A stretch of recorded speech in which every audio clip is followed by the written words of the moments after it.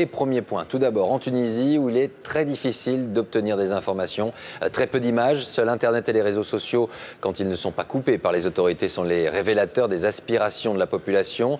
Preuve du désespoir de certains, un deuxième homme se serait immolé par le feu à Sidi Bouzid. Une certitude en tout cas, le pays est en quête d'oxygène. Réaction cet après-midi des Tunisiens de France avec Jérôme Bonny et Marie Cros. Ousseima Hamami étudie en France depuis 3 ans. Elle ne sait même pas si sa mère, avocate, a participé à la manifestation de jeudi, filmée par un amateur, comme toutes les images qui nous parviennent de cette Tunisie où l'information est verrouillée. Ousseima passe beaucoup de temps à naviguer sur l'Internet, frustrée de ne pas être là-bas.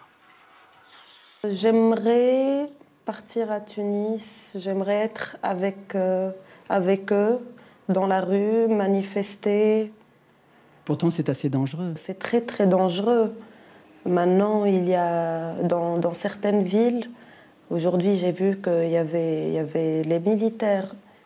Sur le site Dissident Nawat, elle découvre des images de manifestations présentées comme datant d'hier soir à Kasserine, à l'ouest de la Tunisie. Tout passe par l'Internet et le président Ben Ali le sait. Cet après-midi, des Tunisiens de Paris manifestaient leur colère devant le siège de France Télévisions. Là, on a arrêté vraiment pêle-mêle des blogueurs, des musiciens, des artistes, enfin tous les gens qui ont osé s'exprimer. Ce n'est pas par hasard que ça intervient maintenant et de manière aussi ponctuelle et massive. L'Union générale des travailleurs tunisiens, le syndicat unique, vient de déclarer qu'elle soutient les soulèvements populaires des régions du centre. Après la Tunisie, l'Algérie et direction Alger où des affrontements ont eu lieu ces dernières 24 heures. Affrontements dans la capitale, mais également dans d'autres villes du pays. Le bilan provisoire est désormais de 3 morts et de près de 400 blessés. Sur place, on retrouve Inès Gravilov. La photo date un peu. Abdel Fattah Akriche avait 31 ans. Il est mort hier dans les émeutes à Bousmaïl, à 50 km d'Alger.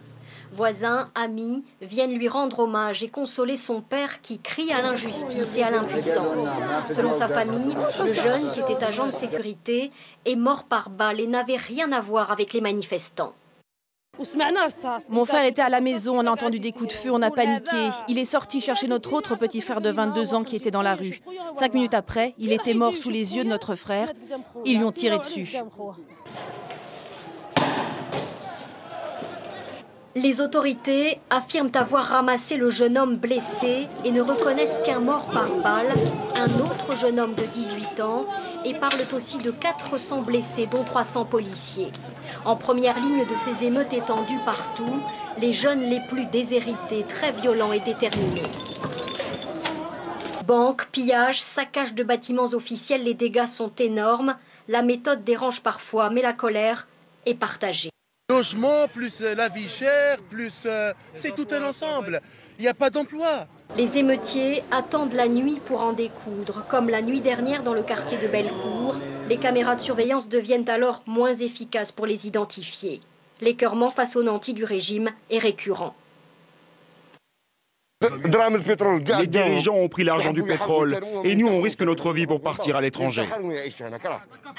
Ce soir, les émeutes ont repris dans le centre d'Alger. Et on retrouve sur place au téléphone notre envoyé spécial Inès Gavrilov. Bonsoir Inès. Alors, où en est-on ce soir à Alger? Quelle a été la réaction aujourd'hui du pouvoir algérien?